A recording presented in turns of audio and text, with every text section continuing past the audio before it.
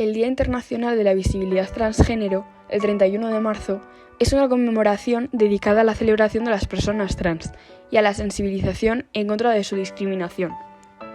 Fue fundada por la activista trans Rachel Crandall en 2009, por la falta de días de fiesta LGTB que celebren la visibilidad de las personas trans, pues la única conmemoración conocida era el Día Internacional de la Memoria Transgénero, que recuerda a las víctimas de crímenes de odio, pero no reconoce ni celebra la visibilidad de los miembros vivos de esta comunidad. ¿Y qué son las personas trans? El género es una construcción social que suma una serie de roles, comportamientos, actividades y atributos que una sociedad considera apropiados para las personas según sus características biológicas. Una persona transgénero es aquella que no se identifica con el género que se le atribuye al nacer, el cual se hace en relación con sus genitales: vulva mujer, pene hombre. Las personas trans pueden ser binarias, hombre trans, mujer trans, o no binarias según se identifiquen con los dos géneros que el entorno social actualmente establece, mujer u hombre. La historia de las personas trans. Muchas personas argumentarán que ser trans es una moda, que es algo más actual, pero no es nada cierto. Las personas transgénero han existido en culturas de todo el mundo, desde la antigüedad, pero los términos y significados que usamos de hoy en día, transgénero, género, identidad de género, rol de género, no se definen hasta las décadas de 1950 y 1960. Hay muchos ejemplos de esto: las galas de Mesopotamia, en las cuales se asumían roles y nombres femeninos independientemente de su sexo; el Agabulus, quien ejerció como líder de Roma, prefería que le llamaran dama en lugar de señor y pretendió someterse a una cirugía de reasignación de sexo. Los Hijras en el subcontinente indio y los Catonís en Tailandia han formado comunidades de tercer género transfemenino desde la antigüedad. En la actualidad, al menos 500.000 de Hijras viven en India y otro 500.000 en Bangladesh, reconocidas legalmente como un tercer género. En Arabia, los Qanit, actuales como los anteriores Magnatun, desempeñan un papel de tercer género atestiguado desde el año 600 después de Cristo. En la cultura indígena norteamericana existen roles sociales y ceremoniales para las personas del tercer género o aquellas cuya expresión de género se transformaba, como los navajo o los zuñi. En los Balcanes, desde el año 1400, las personas de sexo femenino han hecho la transición social para vivir como hombres, llamados vírgenes juramentadas. En Indonesia hay millones de waria trans tercer género y los bugis de Sulawesi reconocen 5 géneros. En América colonial, Thomas Hall en la década de 1600 adopta ropas y roles tanto de hombre como de mujer, mientras que en el 1776 el Amigo Público Universal rechazó tanto el nombre del nacimiento como los pronombres de género. Estos quizás son unos pocos ejemplos de diversas figuras trans y no binarias que existieron y en algunos casos siguen existiendo y que fueron reconocidas en diferentes culturas a lo largo de la historia. Y todos han sido encontrados con una sola búsqueda y un solo clic en Google. Así que no, las personas transgénero no son una moda o algo nuevo, son una realidad que lleva presente muchos años y por mucho tiempo. Cada día las personas trans tienen que enfrentarse no solo a los prejuicios sociales, sino también a que tienen que seguir reivindicando sus derechos. Hasta hace pocos años no eran reconocidas legalmente ni podían realizar cambios sociales o de sexo en ningún país. Gracias a su lucha constante, ahora varios países les reconocen en mayor o menor medida.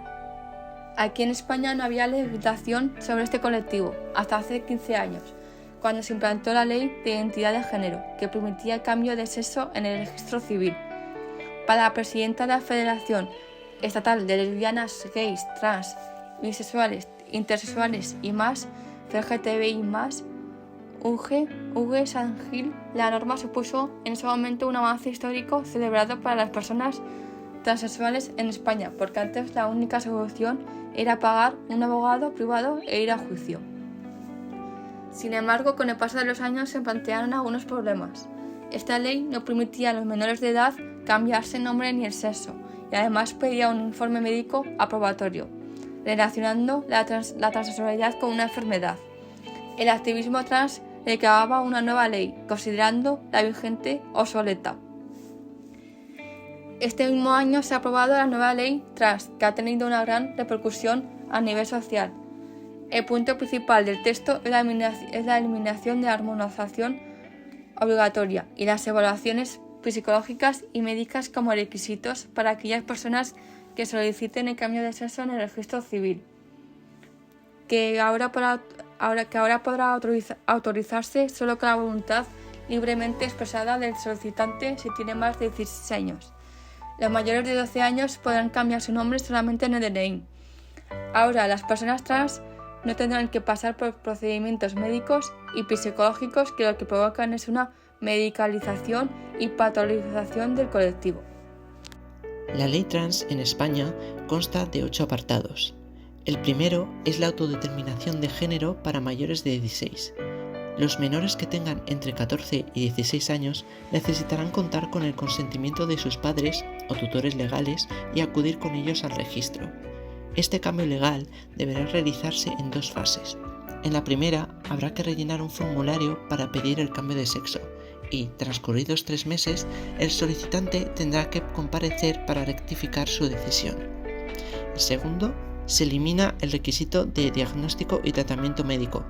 Como hemos visto, ya no deberán tenerse en cuenta los diagnósticos médicos y psicológicos que acrediten la existencia de disforia de género.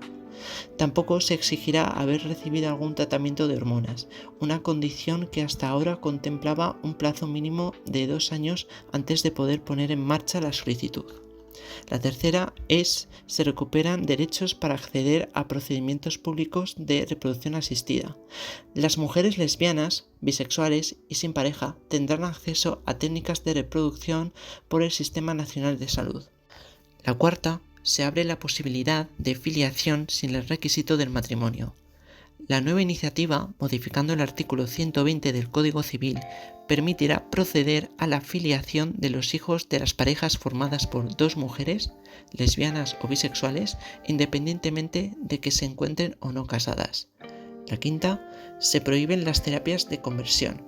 En caso de que se produzcan, se podrían calificar como infracción administrativa muy grave, con sanciones que irán entre los 10.000 y los 150.000 euros. La sexta, se introducen novedades en el terreno laboral. Se incorporan medidas en favor de su contratación y del mantenimiento de unas condiciones de igualdad en el desempeño de la profesión.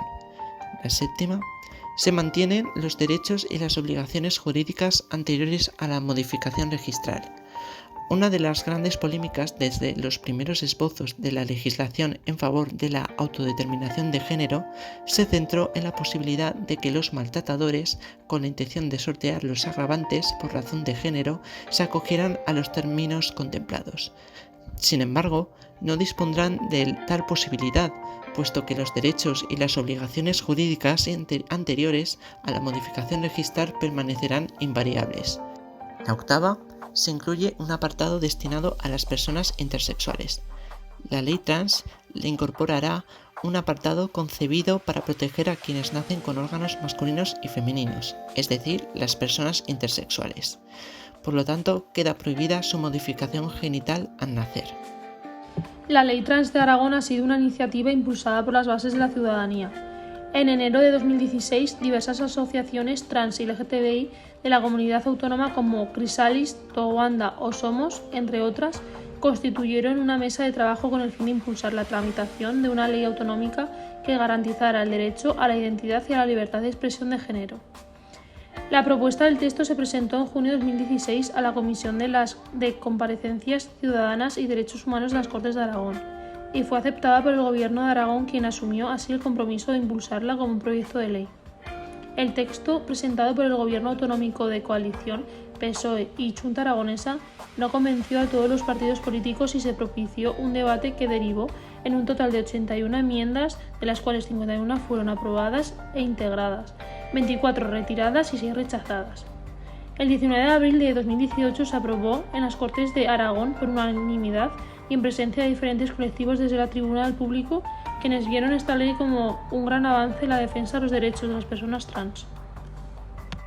En conclusión, las personas trans han tenido que vivir durante muchos años en sociedades en las que se les tacha de enfermas o no se les cree, en sitios donde se les ilegaliza, se les discrimina o incluso se les da caza. En numerosos países van avanzando en derechos, pero no podemos olvidar que en otros siguen sin tenerlos o los van perdiendo. Por ello, días como este 31 de marzo hay que aprovecharlos para una celebración y reivindicación. Ser trans es una realidad y no una moda, y hay que seguir luchando para que puedan vivirla de forma segura y plena.